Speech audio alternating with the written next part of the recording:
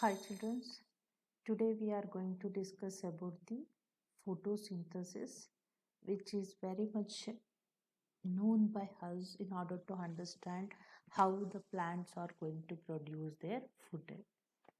See how food making process will takes place inside the plant. Let us discuss in a details. Before going to study about that photosynthesis, let us think about these questions. Which part of the plant produces its food? Name that process. And what do you call the process of making food in plants? What is photosynthesis? And how is food synthesized in plants by photosynthesis?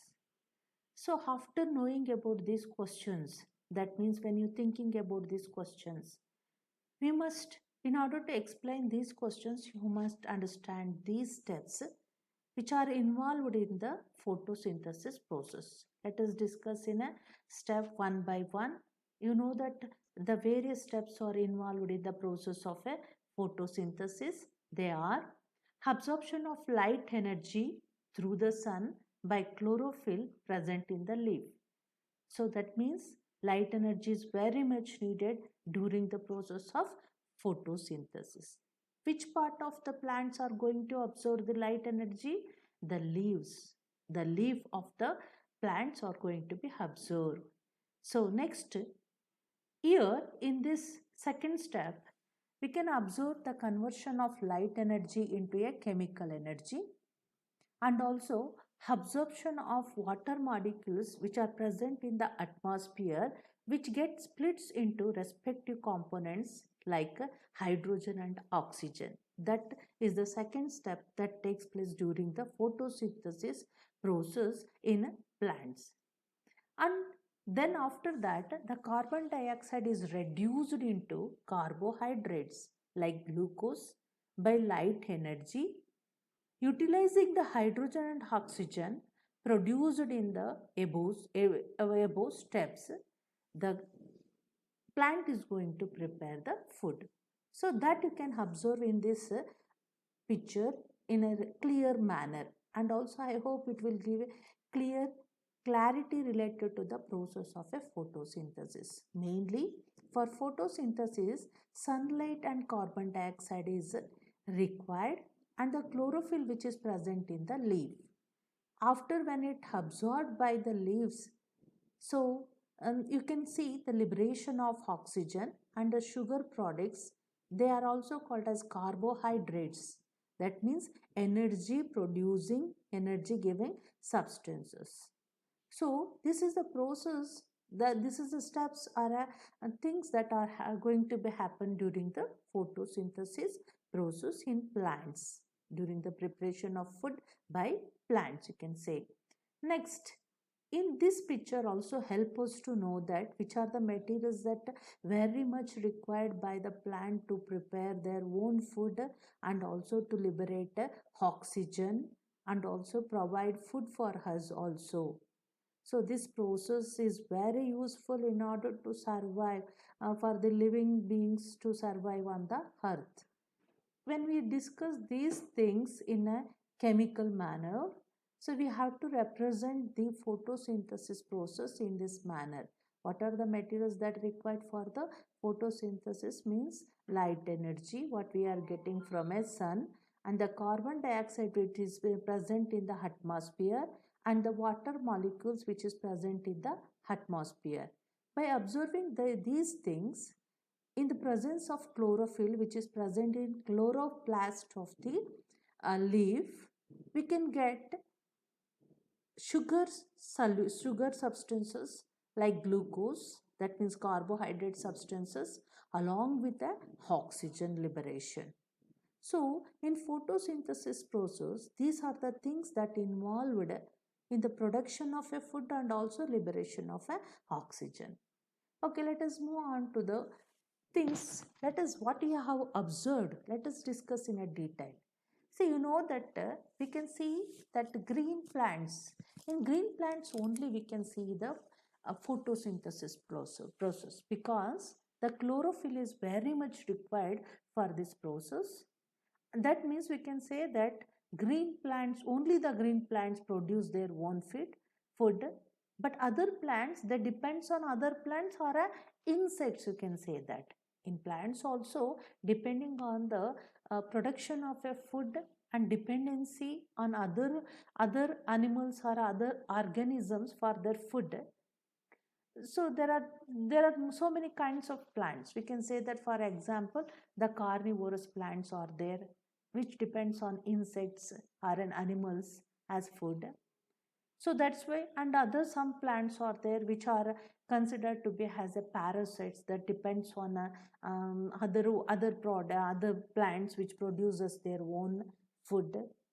And some show plants which are having different colored leaves other than the green, they are considered as a parasites, because they are going to be depend on other plants or animals for their survival.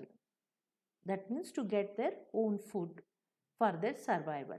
See, in this picture, what you have studied in the last two pages, that means carbon dioxide, the air enters the plant through the tiny openings in the leaves. That means the leaves are going to be absorb that carbon dioxide which is present in the atmosphere with the help of a tiny openings which is present in that leaves.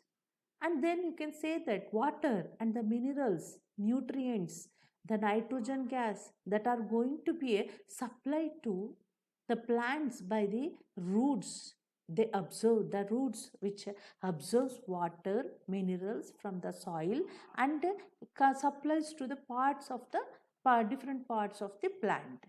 And we can say that energy, in order to carry out all these process or activities, they require some energy. No, that energy is comes from, and they are get it from sunlight.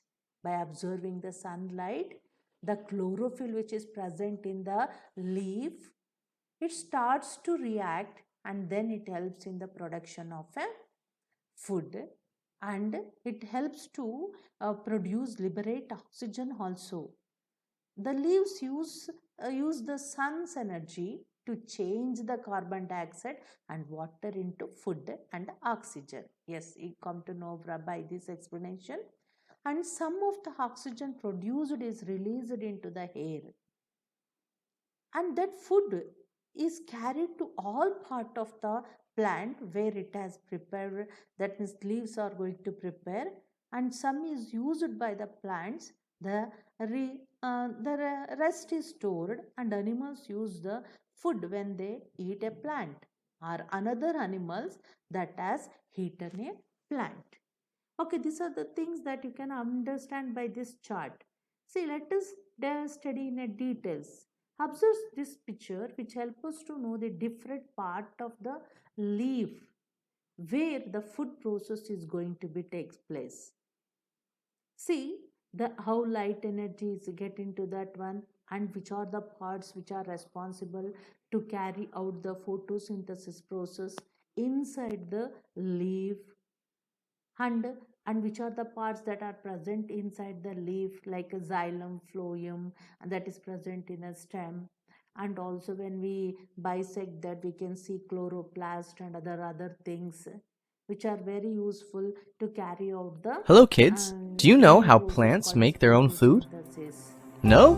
So, Well, let's this observe video elaborates the process of photosynthesis, Observe by this. which plants make their own food. Photosynthesis is the process used by plants to make their own food, or in more complex terms, it is the conversion of light energy into chemical energy by plants. This chemical energy is used by the plants for growth and nourishment. Photo means light and synthesis means putting together in Greek. When humans cook food, some essential things are required, including fire, water, vegetables, etc. Similarly, to make their food, plants also need some essential factors, including light, water, nutrients, soil, etc. Plants get light from the sun, water from the ground, and carbon dioxide from the air. All of these factors, including air, water, carbon dioxide, and sunlight, together help plants churn out their own food. Plants have tubes called xylem located in the stems through which the water from the ground is sucked into the leaves. This system works similar to humans sucking liquids through a straw. The xylem is spread throughout the different parts of the plant, including the stem, branches, and all the way up to the leaves. The xylem transports vital nutrients to the entire plant. Xylems in the plant are like blood vessels in the human body that act as an important means of transportation of water and nutrients. Leaves on the plant have pores, very similar to the pores on the skin of our bodies. These pores are called stomata. These stomata are responsible for the exchange of gases. The carbon dioxide present in the air, which is responsible for photosynthesis, enters the plant through these stomata. Oxygen also comes out through these stomata. Leaves have important cells called mesophyll cells. These cells contain a green color component called chloroplast. This chloroplast is responsible for the green color of plants and leaves. Once the carbon dioxide and the water reach the chloroplast in the presence of sunlight, the process of photosynthesis starts to take place. The following reaction takes place in the leaves of the plant during photosynthesis. Carbon dioxide plus water in the presence of light energy results in oxygen plus glucose or carbohydrates. The products formed are glucose and oxygen. Carbohydrates, which are a form of glucose, are synthesized from carbon dioxide and water. Glucose is used by the plants for their growth. Some of the glucose is used immediately, and the extra glucose, which is not used, is stored in the form of starch in the leaves. Some amount of this extra glucose is also stored in the roots of the plants. This extra glucose is used to perform photosynthesis when there is no sunlight. Oxygen is given out into the air through the stomata in the process of photosynthesis. The oxygen that is released is used by human beings to breathe during their respiration process. Ever wondered why this process is called photosynthesis? Well, the word photosynthesis is a combination of two Greek words, photo and synthesis. Photo means light in Greek, and synthesis means putting together or combining. Hence, photosynthesis literally means combining water or carbon dioxide in the presence of light.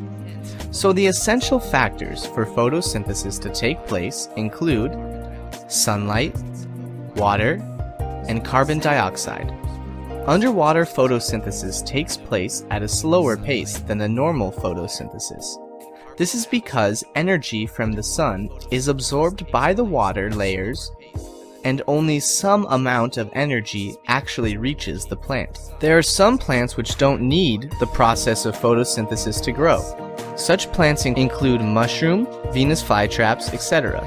Mushrooms get their food from the ground and from their surrounding areas. Venus flytraps trap and catch small insects which come near the leaves and eat them. Don't forget to subscribe to our channel for more cool science videos. Don't forget to subscribe to our channel for more cool science videos. Okay, you come to know in details about the photosynthesis, how it takes place inside the body of the plant. Let us discuss about the other than that's oxygen liberation, carbohydrates, which are the how the plants are going to be synthesize proteins and fats like that in this video. See, in this first step, we come to know that carbon dioxide combines with water in the presence of sunlight and a chlorophyll. The carbohydrates will going to be produced along with the liberation of oxygen. Okay, children, now in this next, see, other plants, that means already I have told that the other plants which are not having a chlorophyll, how they prepare their food? Like human beings, animals, and other plants also depends on other plants for their food. That means which are not going to prepare their own food. They all depend on plants for their food. Then what do you call that type of food materials, that type of organisms which depend on other plants for their food are called as a parasites. Parasites by which method? By heterotrophic method or by heterotrophic mode, they consume their food materials by depending on the other plants or animals. They are considered as a parasites. Let us discuss about these parasitic plants which depend on other organisms for their food and by heterotrophic mode. Okay, yes. So you might have seen leaves of various colors in a different plants. That plants cannot prepare their own food by themselves. Hence, they are called as a parasites. They depended on other plants for their survival. Then what are the plants that depends on other plants for their food? Already you know that they are considered as a parasitic plants and they consume their food by heterotrophic mode. Here is some examples which related to parasites. In parasites also, there are two kinds, holoparasites and hemiparasites. See, you are all able to, you are observing all these things in our surrounding places, and these are all called as a parasitic plants. See, let us discuss about some plants which are considered as the insectivorous. Some parasitic plants which eat animals and insects are called insectivorous. Here is some examples which related to insectivorous plants. Okay, next let us move on to the other topic in the next part. Thank you. Take care.